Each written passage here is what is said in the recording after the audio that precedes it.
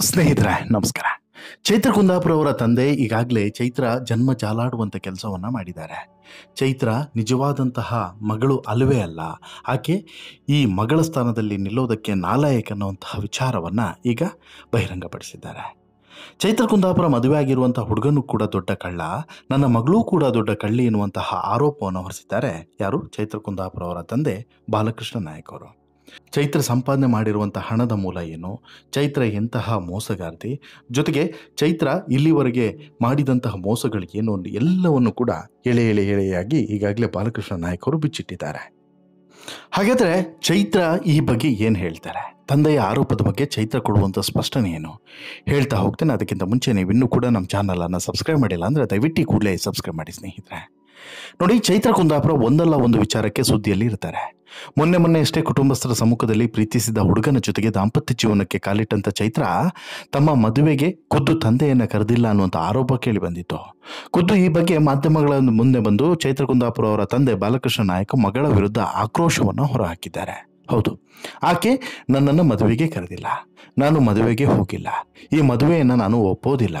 ಚೈತ್ರ ಮತ್ತು ಆಕೆಯ ಪತಿ ಇಬ್ಬರೂ ಕೂಡ ದೊಡ್ಡ ಕಳ್ಳರು. ನನ್ನ ಪತ್ನಿ ಕೂಡ ಚೈತ್ರ ಬೆಂಬಲಕ್ಕೆ ನಿಂತಿದ್ದಾಳೆ. ಇವರೆಲ್ಲ ಹಣದ ಆಸೆಗಾಗಿ ಹೀಗೆ ಮಾಡ್ತಾ ಇದ್ದಾರೆ. ನನಗೆ ದೊಡ್ಡ ಮಗಳು ಮಾತ್ರ ಆಸರೆ. ನನ್ನ ದೊಡ್ಡ ಮಗಳು ಗಾಯತ್ರಿ ನಿರಪರಾಧಿ. ನಾನು ಮತ್ತು ನನ್ನ ದೊಡ್ಡ ಮಗಳು ಮರ್ಯಾದೆಯಿಂದ ಬದುಕ್ತಾ ಇದ್ದೇವೆ ಎನ್ನುವಂಥ ಆರೋಪವನ್ನು ಮಾಡ್ತಾರೆ. ಚೈತ್ರ ಬಿಗ್ ಬಾಸ್ ಮನೆಗೆ ಹೋಗುವಾಗಲೂ ಕೂಡ ನನಗೆ ಹೇಳಿಲ್ಲ. ನನ್ನ ಪತ್ನಿ ನನ್ನನ್ನು ಜಗಲಿಯಲ್ಲಿ ಬಿಟ್ಟು ಬೀಗ ಹಾಕಿ ಬಿಗ್ ಬಾಸ್ಗೆ ಹೋಗಿದ್ಲು. ನಾನು ಕಟ್ಟಿದಂಥ ಮನೆಯಲ್ಲಿ ಈಗ ನಾನೇ ಅನಾಥವಾಗಿದ್ದೇನೆ. ನನ್ನ ಮಗಳು ಅಂತೇಳಿ ಹೇಳಲು ನಾಚಿಕೆ ಆಗ್ತದೆ ಅವಳನ್ನು.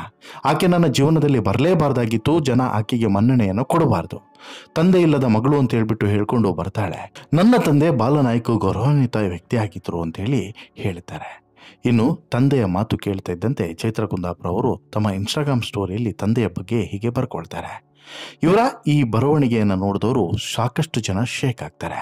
ಅಷ್ಟು ಮಾತ್ರವಲ್ಲ, ಎಂಥ ಮಗಳಿಗೆ ಜನ್ಮ ಕೊಟ್ಟೆ ನೀನು ಅಂತಲೂ ಕೂಡ ಈಗ ಆ ತಂದೆ ತಾಯಿಯ ಬಗ್ಗೆನೂ ಕೂಡ ಮಾತನಾಡ್ತಿದ್ದಾರೆ. ಯಾಕಂತ ಹೇಳಿದ್ರೆ ಚೈತ್ರ ಕುಂದಾಪುರ ಈ ತಂದೆಯ ಆರೋಪಗಳ ಬಗ್ಗೆ ಸ್ಪಷ್ಟನೆಯನ್ನು ಕೊಡೋದು ಬಿಟ್ಕೊಂಡು ಅಥವಾ ಅದಕ್ಕೆ ಸಮರ್ಥನೆಯನ್ನು ಕೊಡುವಂತಹ ನಿಟ್ಟಿನಲ್ಲೋ ಯಾವುದಕ್ಕೆ ಈ ರೀತಿ ಪೋಸ್ಟ್ ಹಾಕಿದಾರೋ ಗೊತ್ತಿಲ್ಲ. ತಮ್ಮ ಸ್ಟೋರೀಸಲ್ಲಿ ತಮ್ಮ ತಂದೆಯ ಬಗ್ಗೆನೇ ಕುಡುಕ ತಂದೆಯ ಚಿತ್ರ ಹಿಂಸೆಯನ್ನು ಅನುಭವಿಸಿದವರಿಗಷ್ಟೇ ಗೊತ್ತು, ಎಂತಹ ಮಕ್ಕಳಿಗೂ ಕುಡುಕ ತಂದೆ ಸಿಗಬಾರದು.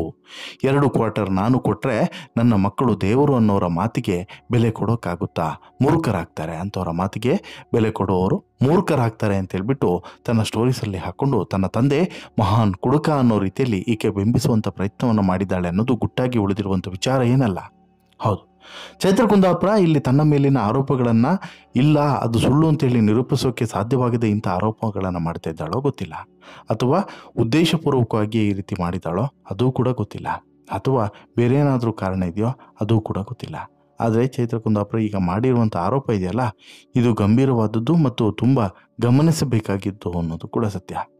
ಕಾರಣ ಏನು ಅಂತ ಹೇಳಿದರೆ, ಇಲ್ಲಿ ಚೈತ್ರ ಕುಂದಾಪುರಗೆ ಪ್ರಮುಖವಾಗಿ ಇರುವಂಥದ್ದು ಬೇಸ್ ಅಂತ ಹೇಳಿದರೆ ಈ ಕರಾವಳಿ ಭಾಗ ಮತ್ತು ಕರಾವಳಿ ಭಾಗದ ಬೇರೆ ಬೇರೆ ಆಯಾಮಗಳು. ಆದರೆ ಚೈತ್ರ ಕುಂದಾಪುರ ಬದುಕು ನಡೀತಿರೋದು ಮತ್ತು ಚೈತ್ರ ಕುಂದಾಪುರ ಬದುಕನ್ನು ಸಾಗಿಸೋಕ್ಕೆ ಸಾಧ್ಯವಾಗ್ತಿರೋದು ಕೆಲವು ವಿಚಾರಗಳಿಂದ. ಈಗಾಗಲೇ ಪಾಪದ ಕೂಡ ತುಂಬಿದವರಿಗೆ ಏನೇನು ಆಗಬೇಕೋ ಅದೆಲ್ಲದೂ ಕೂಡ ಆಗುತ್ತೆ ಅನ್ನೋಂಥ ಮಾತುಗಳು ಇದ್ದಾರಲ್ಲ, ಅದೇ ರೀತಿ ಈಗಲೂ ಕೂಡ ಆಗ್ತಿದೆ. ಇಲ್ಲಿ ಚೈತ್ರ ಕುಂದಾಪುರ ಅವರ ಈ ಎಲ್ಲ ಸವಾಲುಗಳಿಗೆ ಅವರೇ ಮಾಡಿಕೊಂಡಂತಹ ತಪ್ಪುಗಳು ಕಾರಣ ಅನ್ನುವಂಥದ್ದು ಗುಟ್ಟಾಗಿ ಉಳಿದಿರುವಂಥ ವಿಚಾರ ಏನಲ್ಲ. ಒಂದು.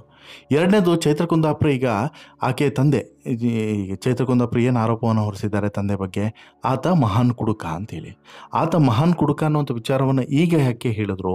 ಅಲ್ಲಿ ತಂದೆ ಈಕೆಯ ಮೇಲೆ ಒಂದಷ್ಟು ಆರೋಪಗಳನ್ನು ಹೊರಿಸಿದ್ರು. ಸತ್ಯ ಯಾವತ್ತೂ ಕೂಡ ಕಹಿಯೇ ಆಗಿರ್ತದೆ. ಯಾವಾಗ ಚೈತ್ರ ಕುಂದಾಪುರ ತಂದೆ ಸತ್ಯವನ್ನು ಮಾತಾಡಿದ್ರು, ಈ ಸತ್ಯ ನೇರವಾಗಿ ಚೈತ್ರ ಕುಂದಾಪುರಗೆ ಸ್ವಲ್ಪ ಮಟ್ಟಿಗೆ ತಟ್ಟುತ್ತೋ, ಯಾವಾಗ ಈ ಬಿಸಿ ತಟ್ಟಿತೋ ಆಗಲೇ ಆಕೆ ಕೂಡ ಅಲರ್ಟ್ ಆಗ್ತಾಳೆ. ಆಕೆಯು ಕೂಡ ಈ ವಿಚಾರದಲ್ಲಿ ಇಡೀ ಡೈವರ್ಟ್ ಮಾಡುವಂಥ ಯತ್ನವನ್ನು ಮಾಡ್ತಾಳೆ. ಡೈವರ್ಟ್ ಮಾಡುವಂಥ ಯತ್ನವನ್ನು ಮಾಡಿದ್ದೇನೋ ಸರಿ, ಆದರೆ ತಂದೆ ಮೇಲೆ ಹೊರಿಸಿದಂಥ ಆರೋಪ ಎಷ್ಟು ಸರಿ ಅದನ್ನು ನಾವು ಈಗ ಗಮನಿಸಬೇಕು. ಒಂದು. ಎರಡನೇದು, ಈ ತಂದೆ ಮೇಲೆ ಆರೋಪ ಮಾಡಿರೋದೇನೋ ಸರಿ, ಆದರೆ ಈ ಆರೋಪ ಸತ್ಯನ ಸುಳ್ಳ ಅದನ್ನು ನಿರೂಪಿಸಬೇಕಲ್ಲ, ಅದ್ರ ಬಗ್ಗೆನೂ ಕೂಡ ಈಗ ಗಮನ ಹರಿಸಲೇಬೇಕಾಗ್ತದೆ. ಚೈತ್ರ ಕುಂದಾಪುರ ಈಗ ತನ್ನ ಮೇಲಿನ ಆರೋಪಗಳನ್ನು ತಪ್ಪಿಸ್ಕೊಳ್ಬೇಕು ಅಥವಾ ಆರೋಪಗಳಿಂದ ತಪ್ಪಿಸ್ಕೊಳ್ಬೇಕು ಅಥವಾ ಆರೋಪ ಅಲ್ಲ ಅಂತೇಳಿ ಹೇಳಬೇಕು ಅನ್ನೋಂಥ ಕಾರಣಕ್ಕೋಸ್ಕರ ಈ ರೀತಿ ಮಾಡ್ತಿದ್ದಾಳೆ ಅನ್ನೋದರಲ್ಲಿ ಗುಟ್ಟಾಗಿ ಉಳಿದಿರುವಂಥ ವಿಚಾರನಲ್ಲ. ಬಟ್ ಆದರೆ ಇದು ಎಷ್ಟರ ಮಟ್ಟಿಗೆ ಸರಿ, ಎಷ್ಟರ ಮಟ್ಟಿಗೆ ತಪ್ಪು ಅನ್ನೋದ್ರ ಬಗ್ಗೆ ಚರ್ಚೆಗಳು ನಡೀಲೇಬೇಕು ಅನ್ನೋದು ಮಾತ್ರ ಸತ್ಯ. ಒಟ್ಟಿನಲ್ಲಿ ನಿಮಗೆ ಅನಿಸುತ್ತೆ ಸ್ನೇಹಿತರೆ, ಈ ಎಲ್ಲ ಬೆಳವಣಿಗೆಗಳ ಬಗ್ಗೆ ನಿಮ್ಮ ಅಭಿಪ್ರಾಯ ಏನು? ದಯವಿಟ್ಟು ನಿಮ್ಮ ಅಭಿಪ್ರಾಯವನ್ನು ಕಮೆಂಟ್ ಮಾಡಿ ತಿಳಿಸಿ. ಜೊತೆಗೆ ಈ ಸ್ಟೋರಿ ಇಷ್ಟ ಆಯಿತು ಅಂತ ಹೇಳಿದ್ರೆ ಲೈಕ್ ಮಾಡಿ, ಶೇರ್ ಮಾಡಿ, ಚಾನಲ್ಗೆ ಸಬ್ಸ್ಕ್ರೈಬ್ ಆಗೋದನ್ನು ಮರಿಬೇಡಿ. ಧನ್ಯವಾದ.